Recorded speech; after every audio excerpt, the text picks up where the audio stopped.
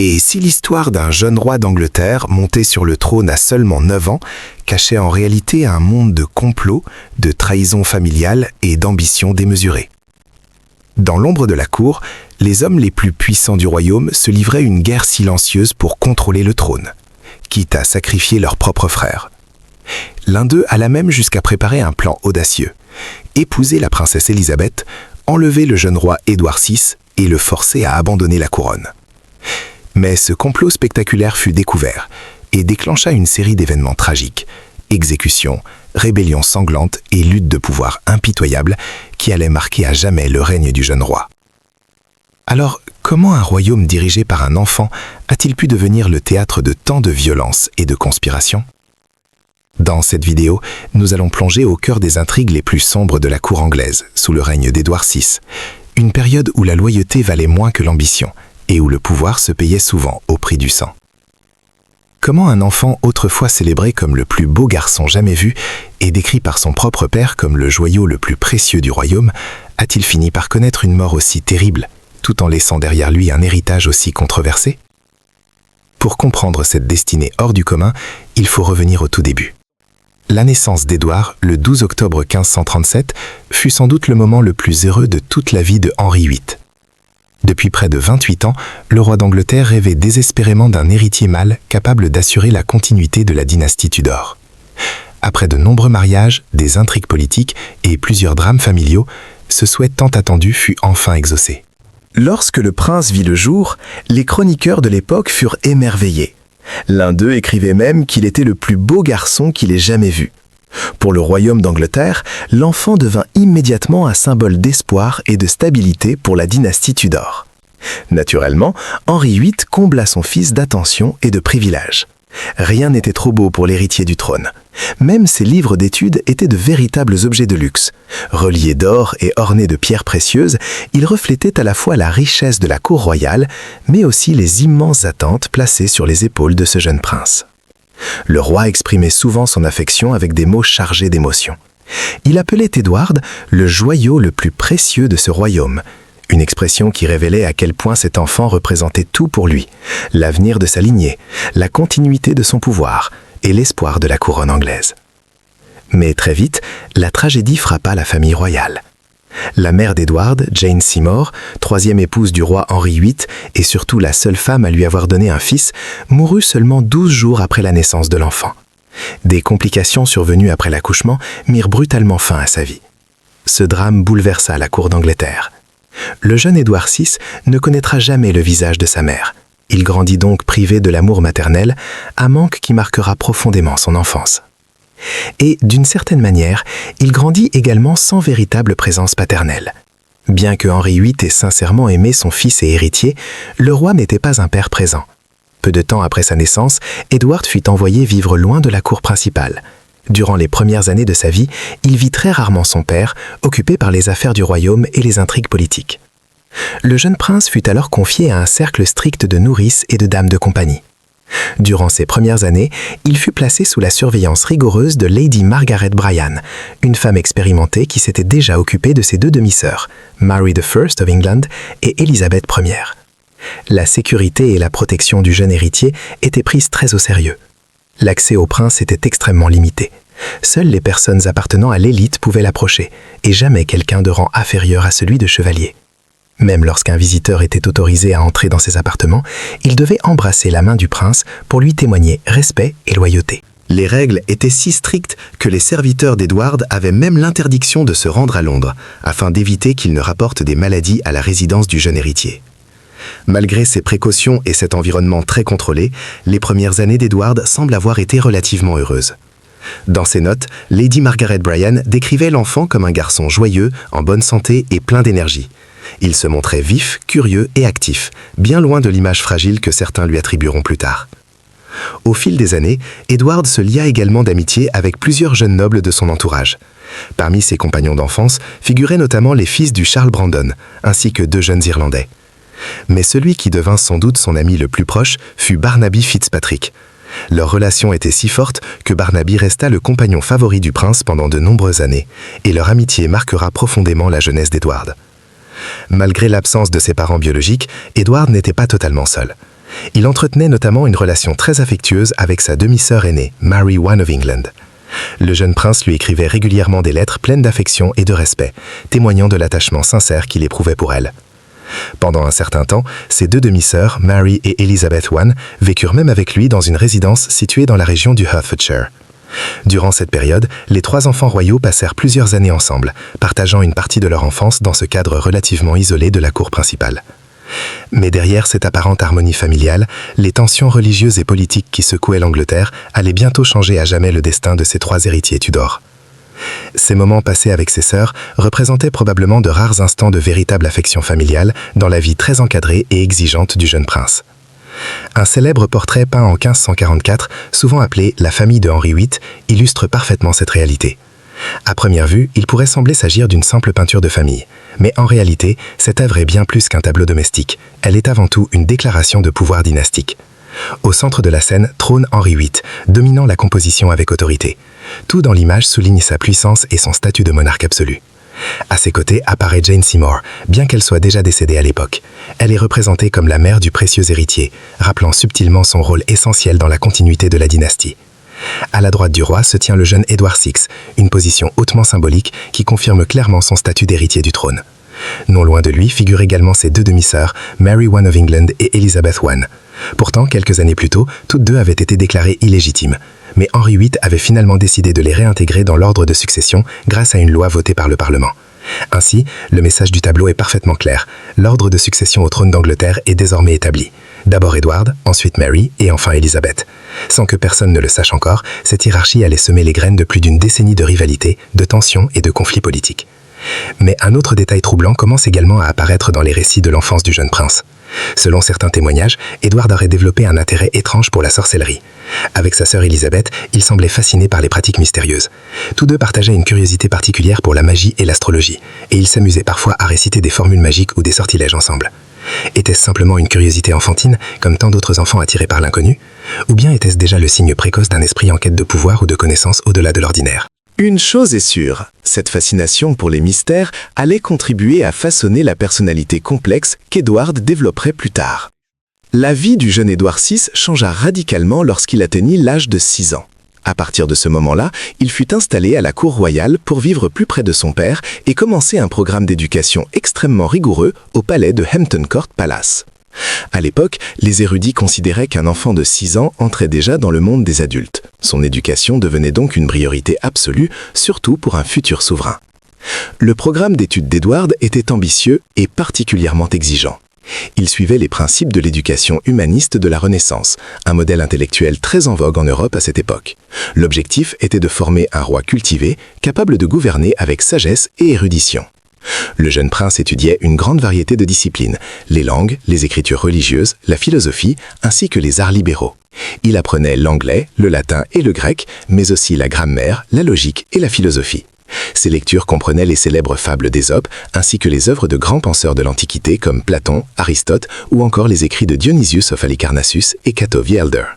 Pour maîtriser l'art de l'éloquence et de la persuasion, il étudiait également la rhétorique à travers les œuvres de Cicéro et Quintilian. Ces enseignants faisaient partie des plus grands savants de leur époque. Parmi eux se trouvait Richard Cox, son premier professeur de latin. Protestant fervent, il était connu pour sa discipline sévère. Lorsque le jeune prince se montrait trop têtu ou indiscipliné, Cox n'hésitait pas à utiliser la méthode éducative la plus répandue à l'époque, la punition corporelle. Un autre de ses maîtres était John Cheek, premier professeur royal de grec à l'université de Cambridge et l'un des plus grands spécialistes des langues classiques de son temps. Mais au-delà des langues et de la philosophie, le facteur le plus déterminant dans la formation d'Édouard fut probablement la religion. Le jeune prince adopta avec une ferveur remarquable la foi protestante, une conviction qui allait profondément influencer sa vision du monde et plus tard ses décisions en tant que roi. Comme pour la plupart de ses précepteurs, cette nouvelle foi n'était pas simplement une matière d'étude. Chez le jeune Édouard VI, le protestantisme devint une conviction profondément enracinée qui influençait déjà sa manière de penser. De nombreux brouillons de dissertations rédigés pendant ses années d'apprentissage ont survécu jusqu'à aujourd'hui. Ces textes montrent clairement l'empreinte idéologique laissée par ses enseignants, une forte adhésion aux idées protestantes, accompagnée d'une hostilité marquée envers le pape. Édouard alla même jusqu'à rédiger plusieurs essais en français dans lesquels il critiquait avec vigueur la suprématie papale. Pour un enfant de son âge, ses positions étaient étonnamment tranchées et déterminées. Tout cela n'était pas un hasard. Son père, Henri VIII, avait soigneusement veillé à ce que son héritier soit élevé dans cette nouvelle vision religieuse. En façonnant les convictions de son fils, il s'assurait que la rupture entre l'Angleterre et Rome resterait solidement ancrée dans l'avenir du royaume. La relation entre Édouard et Henri VIII était particulière. Bien qu'ils passent peu de temps ensemble physiquement, l'influence psychologique du roi sur son fils était immense et parfois presque troublante. Henri VIII fit même reconstruire la chambre du jeune prince pour qu'elle ressemble exactement à la sienne. Il alla jusqu'à faire confectionner pour Édouard des versions miniatures de ses propres vêtements, comme si l'enfant devait littéralement devenir son reflet. Le message était clair, le roi voulait que son fils devienne une version de lui-même. Et d'une certaine manière, cela finit par se produire. Avec les années, certains observateurs estimaient qu'Édouard développait des traits de caractère inquiétants, rappelant parfois le tempérament imprévisible de son père. Pris entre la pression écrasante de devenir l'héritier parfait, une éducation extrêmement rigoureuse et une enfance marquée par l'isolement, Édouard devint un jeune garçon brillant et intelligent, mais peut-être aussi fragile et instable sur le plan émotionnel. Alors une question se pose. Comment ce prince soigneusement protégé, profondément influencé par un protestantisme radical et porteur de l'héritage complexe de son père, allait-il gouverner lorsque le trône deviendrait soudainement le sien? Le 28 janvier 1547, Henri VIII mourut à l'âge de 55 ans. La cause exacte de sa mort reste débattue par les historiens. Elle semble être liée à plusieurs problèmes de santé accumulés au fil des années, les séquelles d'un grave accident de joute survenu en 1536, des ulcères chroniques aux jambes, une obésité sévère et peut-être même la goutte. Sa disparition marqua la fin d'un règne tumultueux, rempli de réformes religieuses, de mariages scandaleux et de bouleversements politiques. Lorsque la nouvelle fut annoncée, Édouard VI et sa sœur Élisabeth I éclatèrent en sanglots. Pour Édouard, Henri VIII n'était pas seulement un père, il représentait une figure gigantesque, presque mythique. Depuis sa naissance, on lui répétait qu'il était le fils d'un souverain extraordinaire, souvent présenté comme Henri le Grand. Un portrait du jeune Édouard, peint alors qu'il n'avait que 18 mois, portait d'ailleurs une inscription révélatrice « Efforce-toi de ressembler à ton père ». Un message qui allait l'accompagner tout au long de sa vie, comme un rappel constant de ce que le monde attendait de lui. À la mort de son père, Édouard n'avait que 9 ans. Pourtant, il devint immédiatement roi d'Angleterre. Mais son règne, tout comme celui de son père avant lui, allait rapidement sombrer dans le chaos politique. En raison de son très jeune âge, Édouard ne pouvait évidemment pas gouverner seul. Le pouvoir réel passa donc entre les mains des grands personnages politiques du royaume. Henri VIII avait pourtant laissé des instructions précises. Un conseil devait gouverner collectivement jusqu'à ce que le jeune roi soit en âge de régner. Mais ce système ne dura que quelques jours. Très vite, les membres du conseil commencèrent à se disputer le pouvoir. Finalement, un homme sortit vainqueur de cette lutte d'influence, Edward Seymour, First Duke of Somerset, l'oncle du jeune roi et frère de Jane Seymour.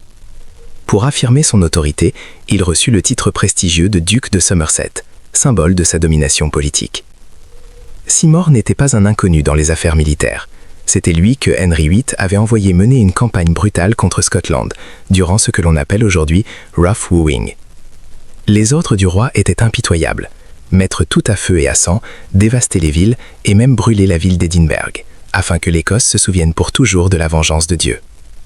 Après le mariage de sa sœur avec Henri VIII, Seymour avait progressivement accumulé de l'influence à la cour. Mais lorsque son neveu devint roi, ses ambitions prirent une toute nouvelle dimension. À peine Henri VIII enterré, Seymour commença à acheter des soutiens politiques. En quelques jours seulement, il réussit à se faire proclamer Lord Protecteur du royaume, devenant de facto le dirigeant réel de l'Angleterre. Il gouverna alors d'une main de fer. Mais cette autorité brutale lui attira rapidement de nombreux ennemis à la cour. Avec le temps, il devint de plus en plus arrogant et imprudent. Et le danger le plus inattendu vint de sa propre famille. Son frère, Thomas Seymour, First Baron of Sudeley, tenta lui aussi de gagner de l'influence sur le jeune roi. Dans l'ombre, Thomas essaya de manipuler Edward en lui offrant secrètement de l'argent, espérant gagner sa faveur et exercer un contrôle sur lui. Mais ses ambitions ne s'arrêtèrent pas là. Il provoqua également un énorme scandale en épousant Catherine Parr, la veuve de Henri VIII et donc la belle-mère du jeune roi. Et plus troublant encore, Thomas Seymour envisageait même d'épouser la princesse Élisabeth Ier, ce qui aurait pu bouleverser complètement l'équilibre du pouvoir à la cour. Les intrigues, les rivalités et les ambitions personnelles commençaient déjà à transformer le règne du jeune Édouard en un véritable champ de bataille politique. L'ambition de Thomas Seymour, First Baron Seymour of Sudeley, ne connaissait pratiquement aucune limite. Son plan était aussi audacieux que dangereux. Il voulait épouser la princesse Élisabeth Ier, puis kidnapper le jeune roi Édouard VI afin de le contraindre à abdiquer. Une fois Édouard écarté du trône, Seymour espérait ainsi s'emparer du pouvoir et gouverner lui-même le royaume. Mais ce complot fut rapidement découvert. L'affaire prit une tournure spectaculaire lorsqu'on surprit Thomas Seymour en train de tenter de pénétrer dans les appartements du jeune roi. Dans la confusion, il alla même jusqu'à abattre le chien du garde qui protégeait l'entrée. Cet acte confirmait les soupçons qui pesaient déjà sur lui. La réaction fut immédiate et brutale. Dans une décision choquante, Edward Seymour, First Duke of Somerset, le puissant Lord Protecteur, fit exécuter son propre frère pour trahison. Cet épisode fut non seulement tragique pour la famille Seymour, mais il eut également de lourdes conséquences politiques. L'exécution de Thomas fragilisa considérablement l'autorité de Somerset et alimentait la méfiance parmi les nobles de la cour. Ce qui surprend encore davantage les historiens, c'est la réaction du jeune roi lui-même. Dans sa chronique personnelle, Édouard VI mentionna l'événement avec un ton froid et détaché, presque administratif. Il décrivait les faits sans la moindre trace d'émotion, comme s'il s'agissait d'un simple événement politique parmi d'autres.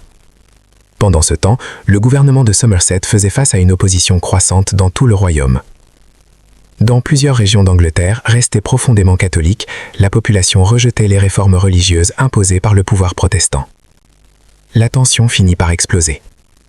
Durant l'été 1549, une série de soulèvements éclata à travers le pays.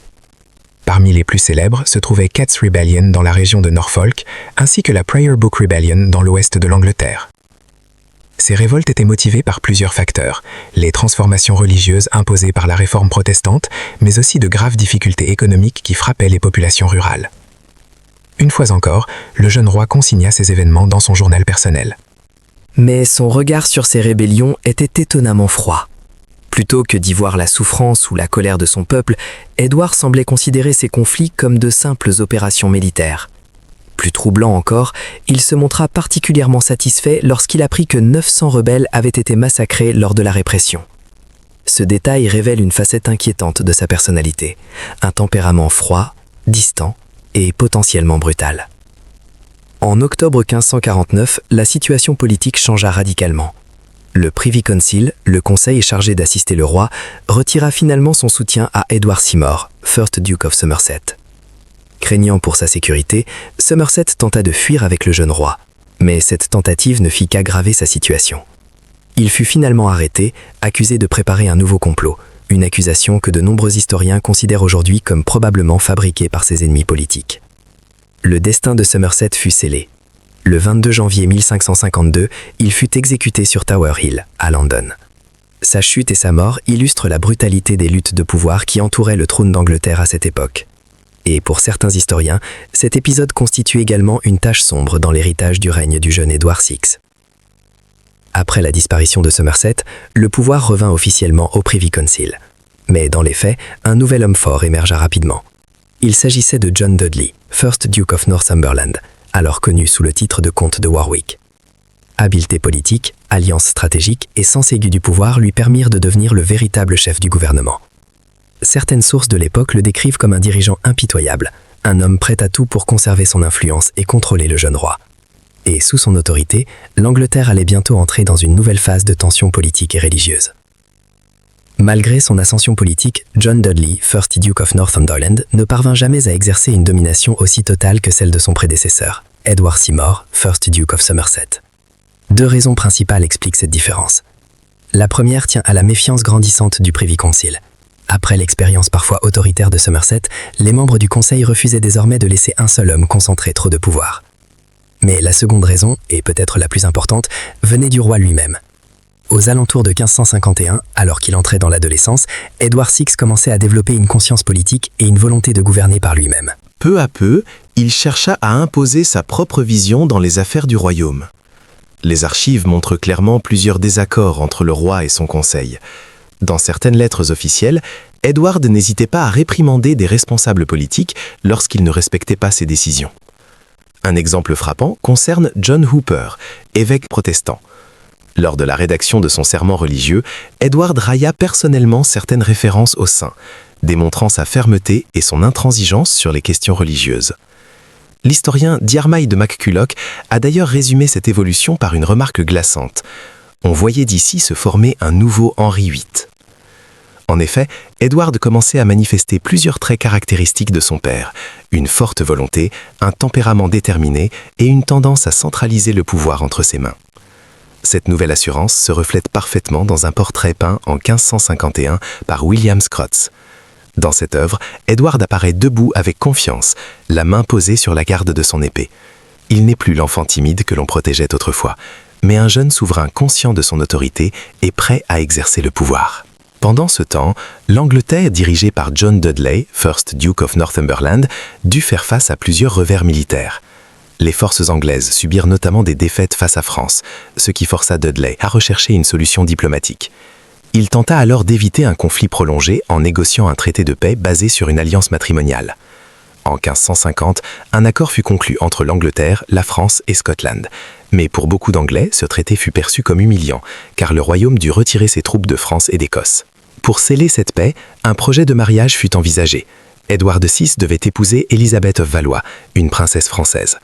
Cependant, cette alliance diplomatique ressemblait davantage à une stratégie politique qu'à une véritable union royale. Et en réalité, ce mariage ne se concrétisa jamais.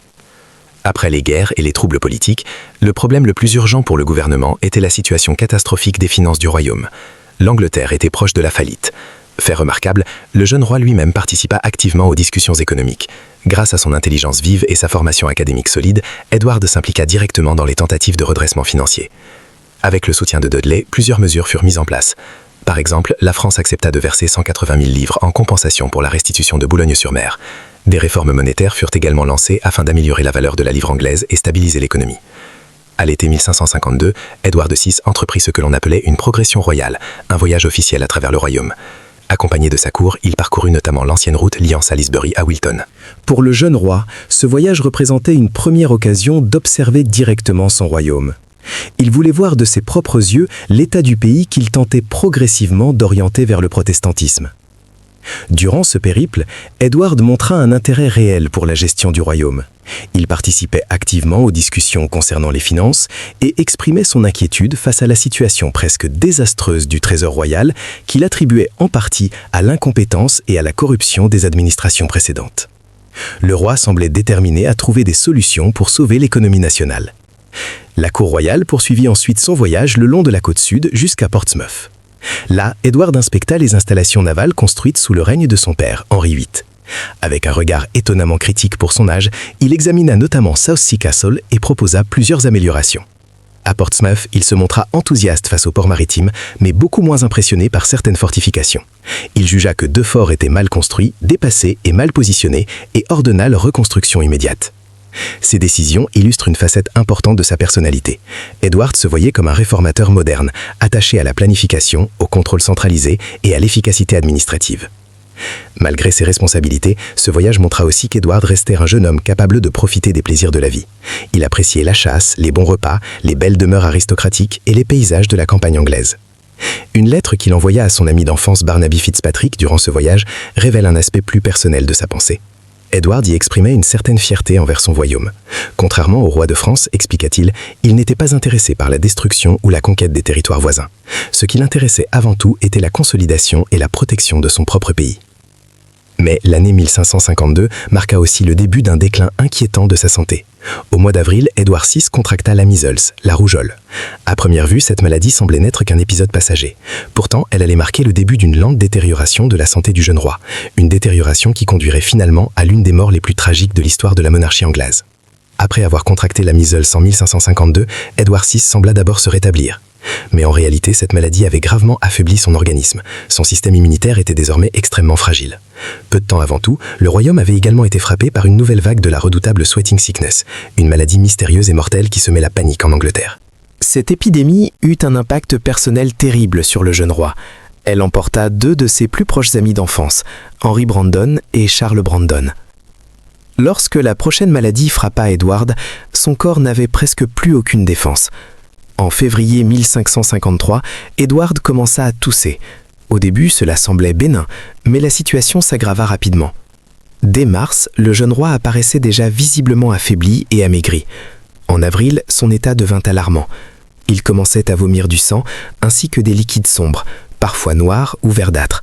Les médecins de la cour diagnostiquèrent alors une grave infection pulmonaire purulente, que l'on appelait souvent à l'époque tuberculosis. Malgré tous leurs efforts, ils se retrouvèrent impuissants. Les premiers symptômes ressemblaient à une simple grippe, mais la maladie se transforma rapidement en une lente agonie qui allait durer plusieurs mois. En mai 1553, l'état d'Edward semblait brièvement s'améliorer. À la cour, certains commencèrent à espérer un miracle. Mais cet espoir fut de courte durée. Quelques jours plus tard, la toux revint, plus violente que jamais. Le corps du jeune roi se détériorait à vue d'œil. Il devenait terriblement maigre, puis étrangement gonflé, comme un fruit trop mûr prêt à éclater. Des plaies douloureuses apparurent sur sa peau. Pour ceux qui le voyaient chaque jour, le spectacle était horrifiant. Et pourtant, malgré l'effondrement de son corps, l'esprit d'Édouard restait remarquablement lucide. Sachant qu'il était condamné, Édouard VI se concentra sur une seule chose, empêcher sa sœur Marie Ier d'Angleterre de monter sur le trône. Dans leur enfance, Édouard entretenait pourtant une relation relativement affectueuse avec Marie Ier d'Angleterre et Élisabeth Ier. Mais avec les années, les différences religieuses avaient creusé un fossé profond. Marie était une catholique fervente, et Édouard savait qu'elle tenterait probablement d'annuler toutes les réformes protestantes qu'il avait soutenues. C'était la raison principale pour laquelle il voulait l'exclure de la succession. Cependant, son hostilité envers Élisabeth, pourtant protestante, reste plus difficile à expliquer. Certains historiens pensent qu'Élisabeth était très attachée aux principes juridiques et refusait simplement de participer à un plan illégal pour écarter Marie du trône. Quoi qu'il en soit, dans ses derniers jours, Édouard fit tout ce qu'il était en son pouvoir pour déshériter ses deux sœurs. Au fil du temps, certaines théories ont suggéré que la mort d'Édouard aurait pu être provoquée par un empoisonnement. Certains soupçonnaient John Dudley, First Duke of Northumberland, qui aurait eu intérêt à contrôler la succession. D'autres accusaient même Marie Ier d'Angleterre. Mais la plupart des historiens modernes s'accordent aujourd'hui sur une conclusion bien plus probable. La tuberculose ou une maladie pulmonaire similaire fut la véritable cause de sa mort. Édouard savait que son état était désespéré, et cette conscience de la mort imminente nourrit ses dernières décisions politiques désespérées. Le 1er juillet 1553, Édouard fit sa dernière apparition publique. Le spectacle choqua profondément ceux qui le virent. Le jeune roi était terriblement amaigri, presque méconnaissable. Sa faiblesse était si évidente que la foule comprit immédiatement. Le roi était en train de mourir. Malgré la douleur et la dégradation de son corps, un témoin rapporte qu'Édouard murmura à son plus proche serviteur « Je suis heureux de mourir ». Quelques jours plus tard, le 6 juillet 1553, Édouard VI mourut à seulement 15 ans. Sa mort fut gardée secrète pendant un certain temps, même à ses propres sœurs, afin de ne pas compromettre les plans politiques élaborés par ses partisans pour protéger l'Angleterre protestante. Ses derniers mots furent une prière en anglais qu'il avait lui-même composée. La crise de succession. Mais la mort d'Édouard allait déclencher l'une des plus grandes crises de succession de l'histoire anglaise. Selon le testament de Henri VIII, l'ordre de succession était clair. Édouard VI, Mary I of England, Elizabeth I. Pourtant, Édouard refusa d'accepter ce scénario. Afin de protéger la réforme protestante, il rédigea un document appelé « Device for the Succession », dans lequel il tentait d'exclure ses sœurs du trône. Au départ, il pensait que les femmes ne devraient pas gouverner. Il décida donc que la couronne reviendrait aux descendants masculins de la famille Tudor issue de sa tante. Mais en comprenant que le temps lui manquait, il modifia son plan. Finalement, dans un dernier geste désespéré, il désigna Lady Jane Grey, l'arrière-petite-fille de la sœur de Henri VIII, comme héritière du trône. Avec 3 signatures tremblantes, le jeune roi mourant venait de provoquer une tempête politique. Derrière ce plan se trouvait également John Dudley, First Duke of Northumberland, dont la belle-fille n'était autre que Lady Jane Grey. Dudley jouait un jeu extrêmement dangereux. L'avenir de toute sa famille dépendait de cette décision. Mais le plan échoua. En tant que fille légitime de Henri VIII, Mary I of England possédait une revendication au trône bien plus solide. Avec le soutien d'une grande partie de la population anglaise, elle rassembla rapidement des milliers de partisans. Face à cette mobilisation massive, le Privy Council changea rapidement de camp.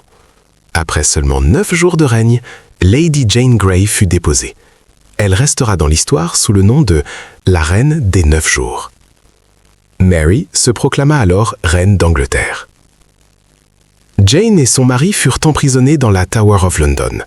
Après la Wyatt's Rebellion en 1554, Mary ordonna finalement l'exécution de Jane par décapitation afin de consolider son pouvoir. Elle fit également exécuter John Dudley, First Duke of Northumberland, tandis qu'une foule en colère exigeait sa mort. Malgré tous ces efforts, le plan de succession d'Édouard s'effondra complètement. Le peuple anglais voulait un véritable héritier Tudor sur le trône, même si cela signifiait le retour d'une monarchie catholique sous Mary I of England. Certains historiens estiment aujourd'hui que l'Angleterre a peut-être évité une trajectoire dangereuse en raison de la mort précoce d'Édouard. Contrairement à l'image d'un enfant fragile de tragique, plusieurs sources décrivent Édouard comme un enfant gâté, au tempérament violent. Un épisode particulièrement choquant, rapporté dans des documents contemporains, raconte qu'au cours d'une crise de colère, le jeune roi aurait arraché un faucon vivant en 4 morceaux avec ses mains. Cet acte brutal révèle une facette extrêmement sombre de sa personnalité. Pourtant, Édouard possédait aussi une vision politique très ambitieuse. S'il avait vécu plus longtemps, il aurait probablement tenté de transformer l'Angleterre en un État protestant radical, fortement militarisé, doté d'une armée permanente et d'un réseau impressionnant de fortifications. Son projet économique visait également à centraliser les marchés et encourager l'investissement industriel, des idées qui étaient en avance de plus d'1 siècle sur l'Europe de son époque. Mais ce futur aurait aussi été marqué par un pouvoir autoritaire et une intolérance religieuse extrême. En définitive, si Édouard VI avait vécu et régné longtemps, l'Angleterre aurait peut-être ressemblé à des États comme Prussia ou Sweden, une nation puissante, efficace, fortement militarisée, mais également très autoritaire et religieusement inflexible. Alors la question demeure. Comment devons-nous réellement nous souvenir d'Édouard VI? Comme un jeune roi tragique? Ou comme un souverain potentiel dont les ambitions auraient pu changer radicalement le destin de l'Angleterre? Dites-le nous dans les commentaires.